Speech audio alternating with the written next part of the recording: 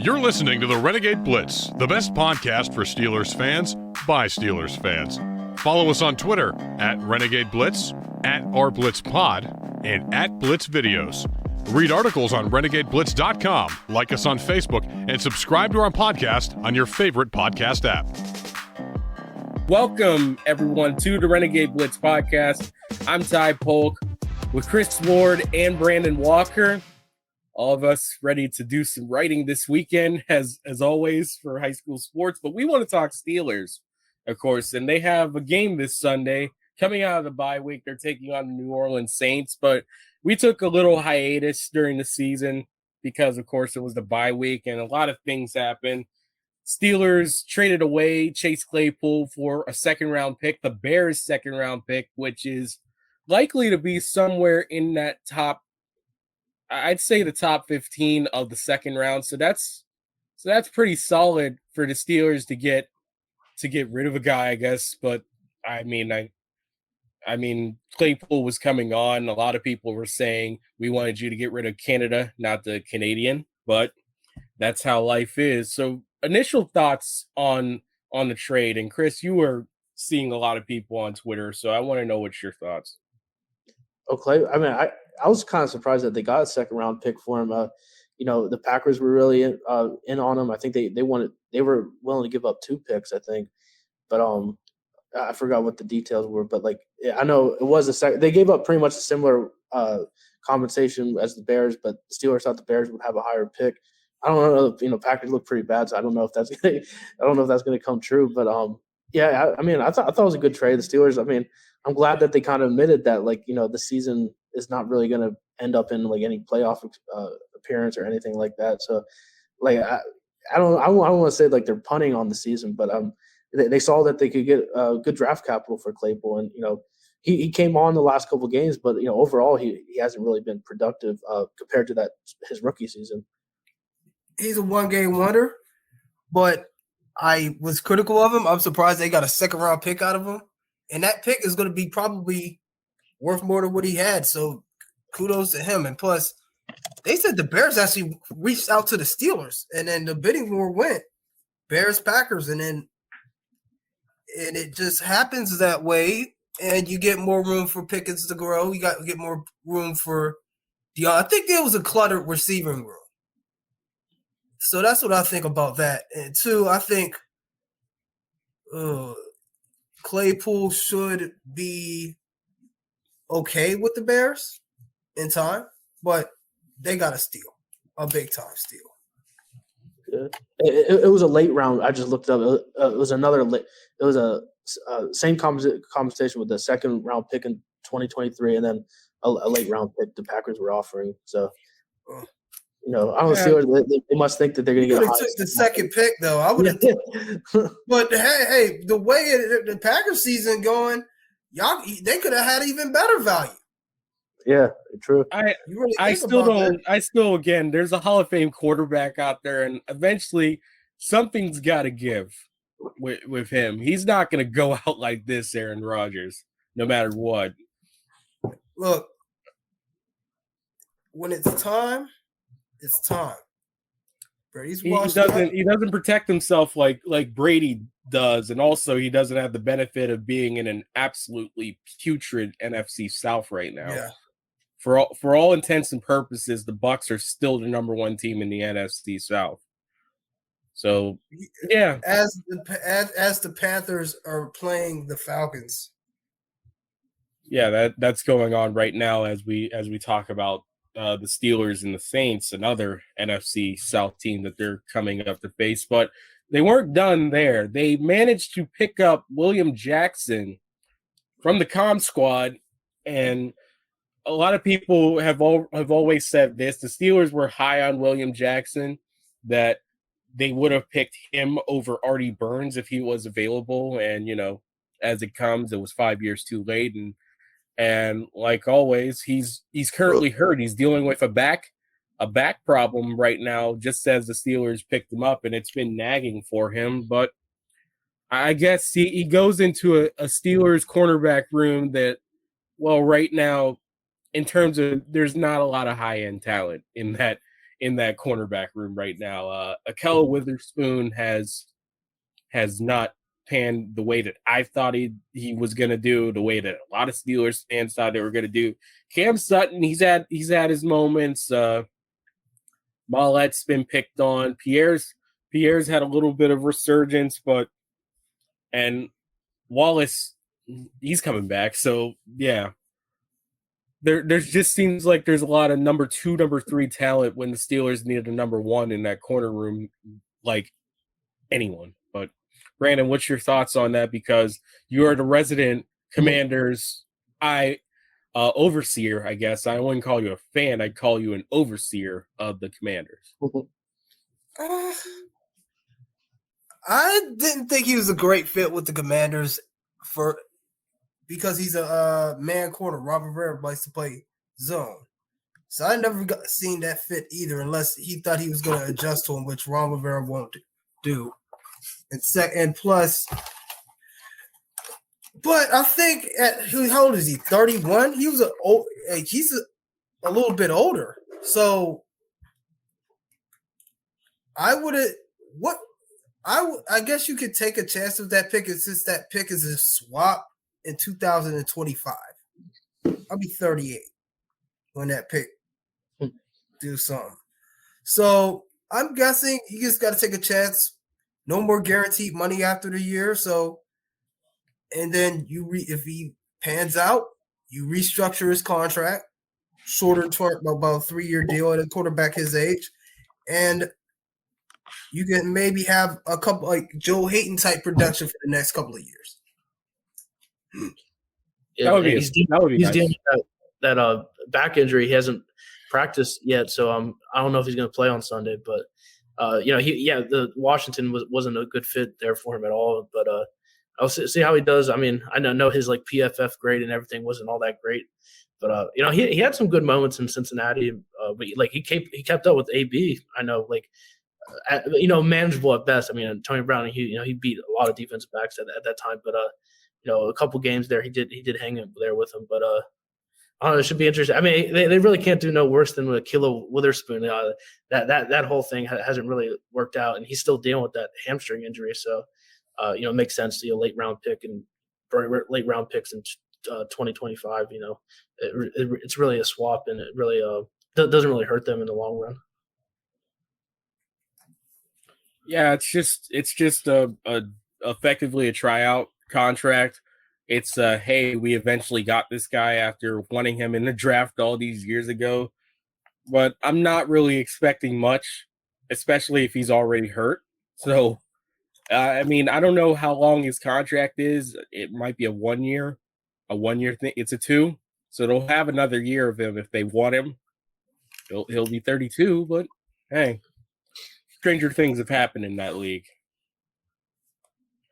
So I guess now let's move on to the Saints in terms of it. And the Saints are a lot like the Steelers in many ways, though. They used to be cap wizards with, the deferred years and all that stuff. But of course, COVID, like many teams, caught up to them. And now they're currently dealing with their own similar situation of cap hell. They have Andy Dalton right now, the quarterback, so at least a nice hello back into the wonder years of Steelers football, dealing with Andy Dalton and the Bengals.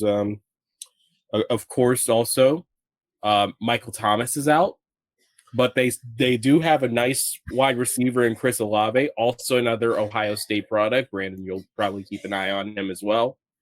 So in terms of it offensively, what's the expectations for the Steelers versus the Saints? They have Alvin Kamara as well, but it feels like this isn't the Drew Brees Saints.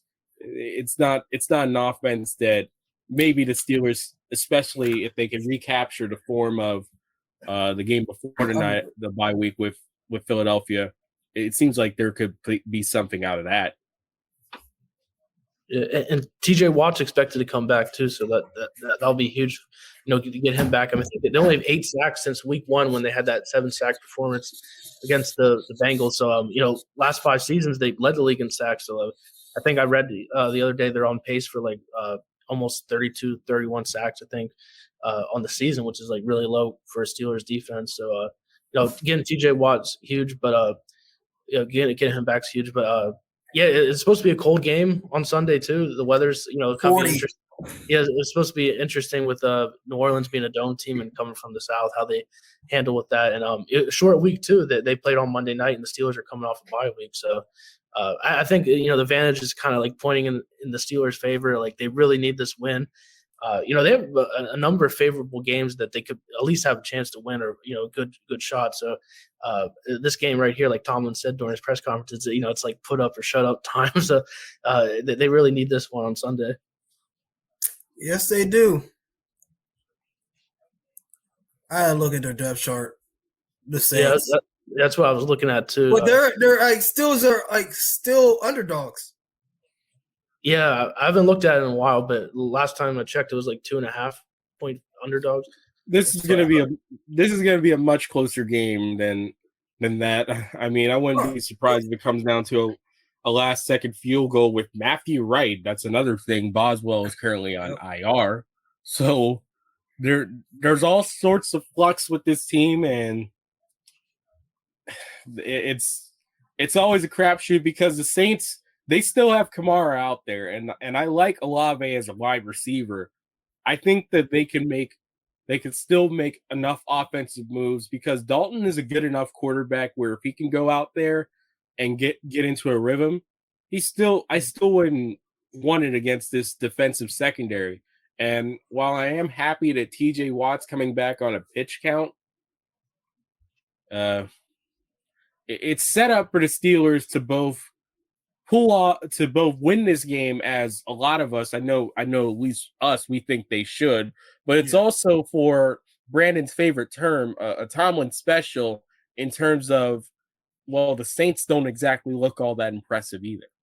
Hold up. Time out.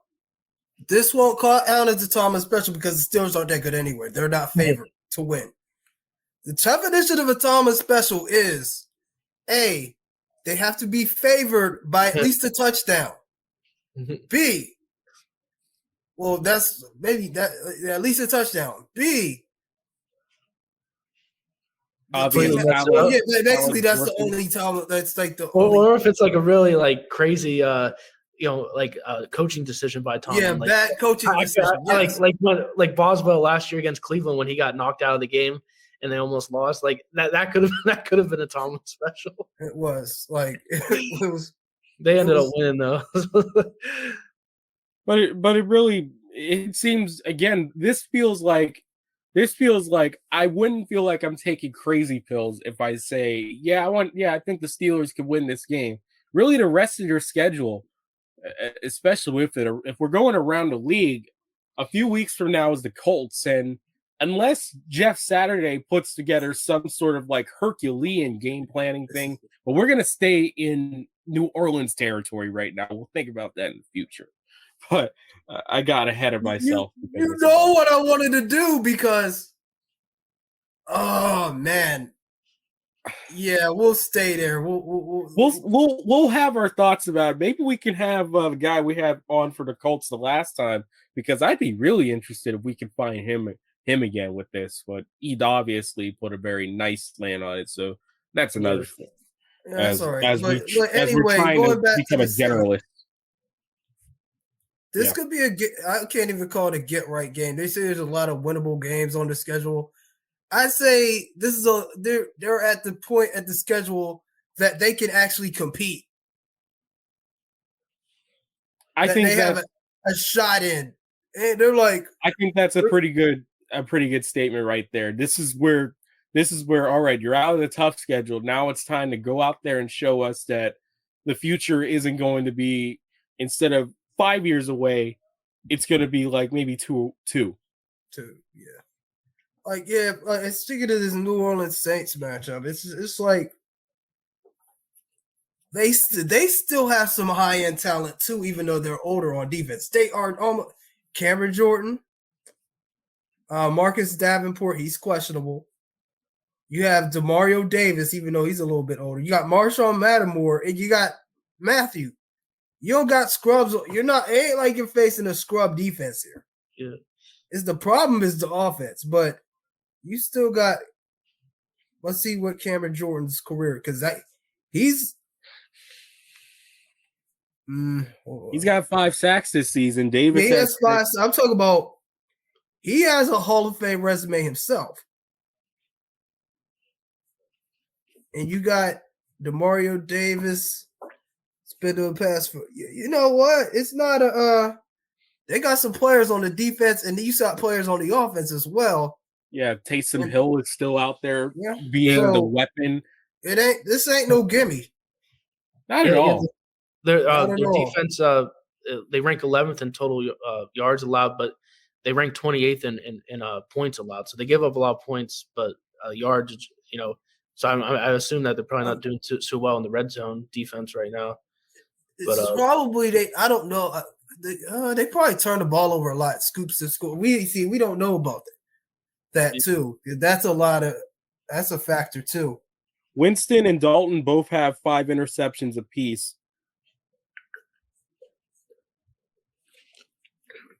Yeah. Andy Dalton has 10 touchdowns though, so he's solid enough. That's what I would like to say. He's solid enough where if the Steelers are not on their P's and Q's, he can make them pay a little bit. Yeah, he can make them pay. He's always been that though. But how many sacks do you think? And not sacks. I'm sorry, snaps. Do you think TJ Watt plays? Well, they said that he's going to be like on a snap count. So I don't know, like 7, like where they play 60, 70 snaps sometimes on defense. So I don't know, maybe he plays around 35 or something like that. I don't know. I feel like they're going to try to put him into, if the Steelers get into obvious pass rush situations, he's going to play a first down.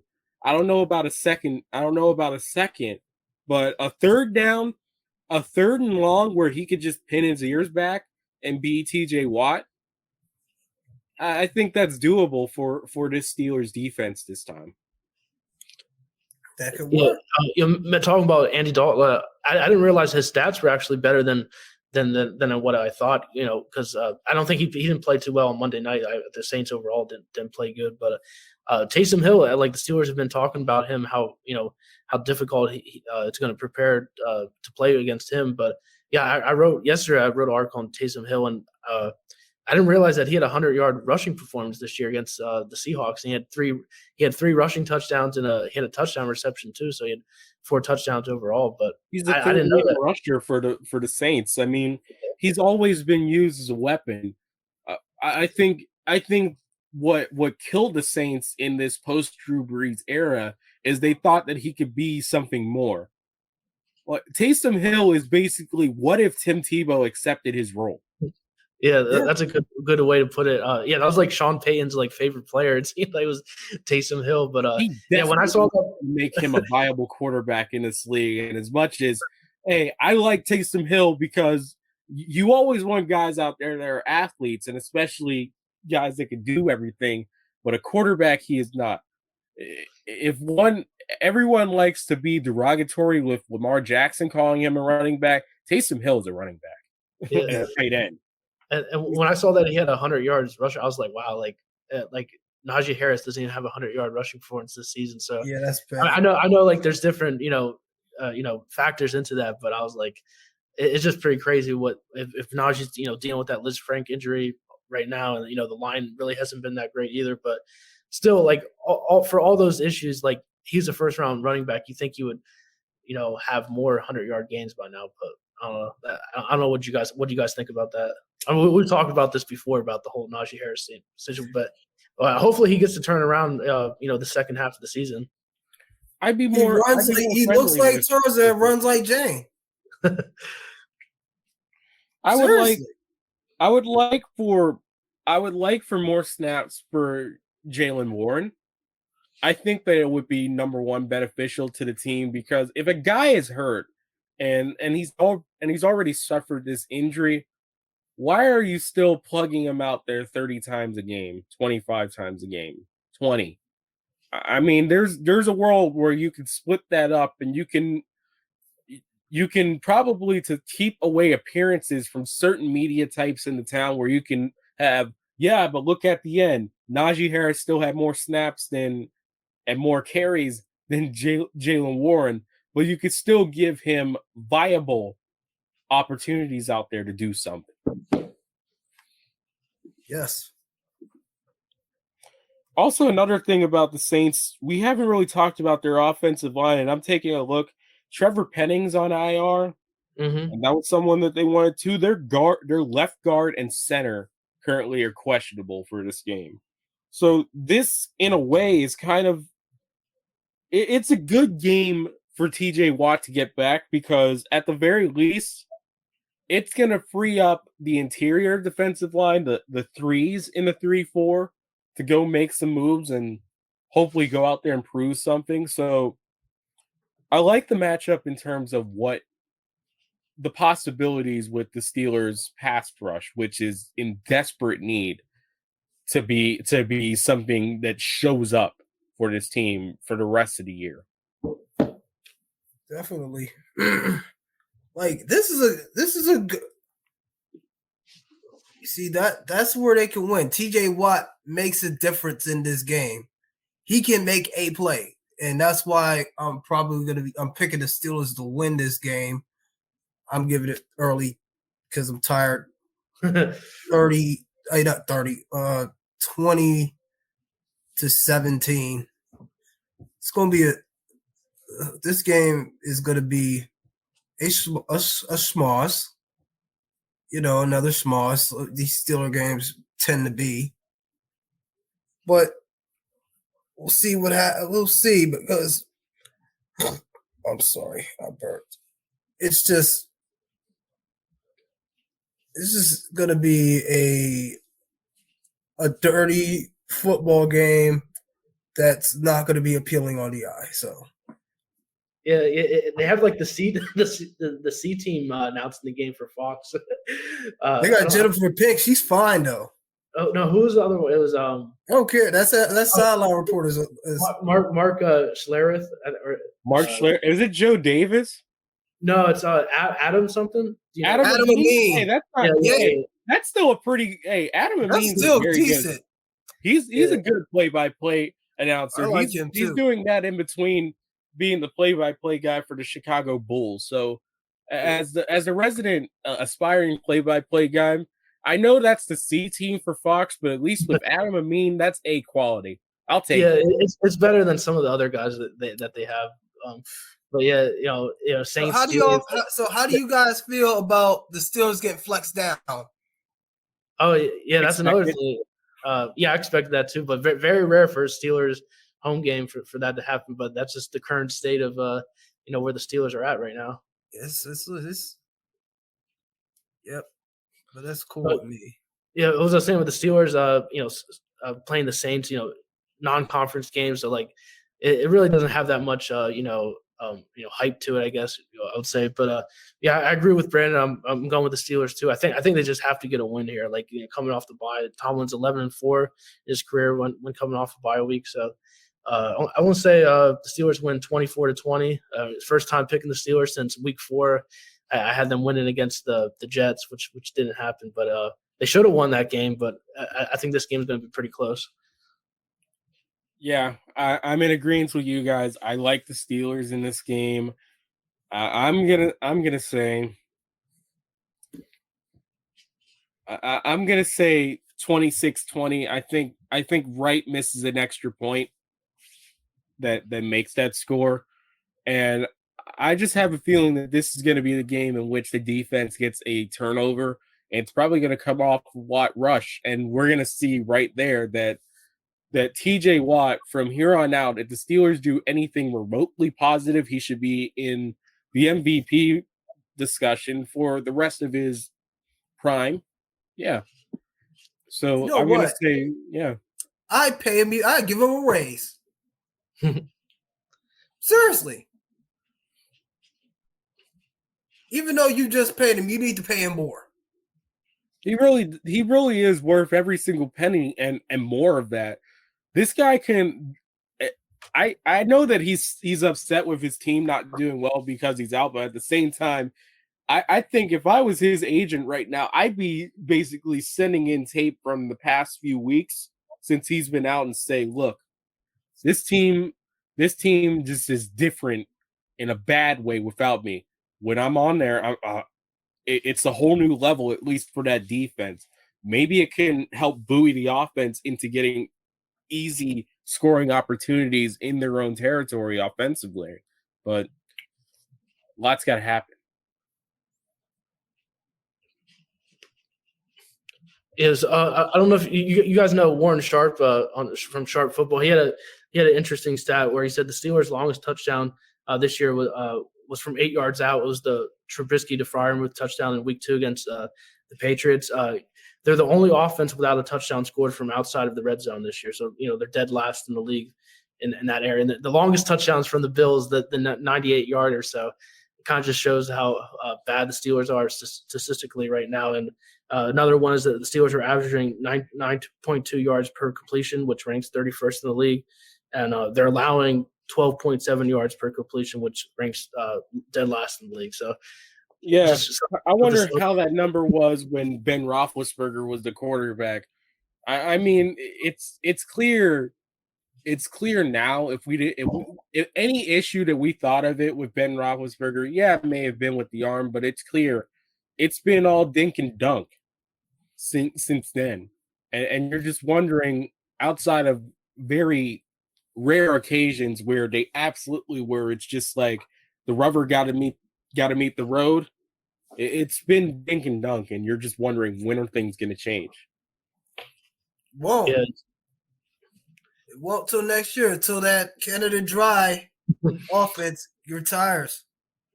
Yeah. He retired. And when you look at those stats, it really makes you think, like, how is Matt Canada still the OC for the Steelers? But Tomlin, the whole Steelers, mantra is like to not fire a coach during the season and everything. But he might reach his breaking point, depending on if they lose to the Colts and they have a bad offensive performance. They lose to Jeff Saturday. Good Lord, if they lose to the Colts. I think there needs to be some major changes then. If they lose to the Colts, that would be the first time where I would utter the forbidden words. Was that? Let it happen. I'll tell you. I think I know where you're going. No, tell us. No, I don't want to. I don't even want to speak it. No, do it. Huh? Do it. It would put it out there. No, this is the real. You got to say it. You want me to say it? Huh? It's a possibility. If they lose to the Colts and this offense looks bad, you gotta fire him. Fire who? You gotta fire him. Fire Matt Fire Canada. who? You gotta fire him. I'm not saying it anymore. You gotta fire him. I can't do it. I can't do it. I can't do it. Why? You afraid of a hot take? I think a lot of people would agree with you, actually. But, I want to say it, but I can't. I can't. I want to. That would be the perfect point where I would no longer be the mild-mannered host. I would be angry, and not in a nice angry. It would be. I'm probably gonna throw this mic. I accidentally hit the mute button. I'm gonna throw this mic through my laptop screen. Oh, are you suggesting the end of Tomlin? I'm suggesting the end of Evangelion. That's all, folks. For Chris Ward and Brandon Walker, I'm Ty Polk. Don't ever make me say those words, but thank me in. I can't. Thank you for listening to the Renegade Blitz podcast. Follow us on Twitter at Renegade Blitz, at @RBlitzPod, and @BlitzVideos. Read articles on RenegadeBlitz.com. Like us on Facebook and subscribe to our podcast on your favorite podcast app. The Renegade Blitz podcast is available on Apple Podcasts, Google Podcasts, YouTube, Spotify, and wherever else you can listen to podcasts.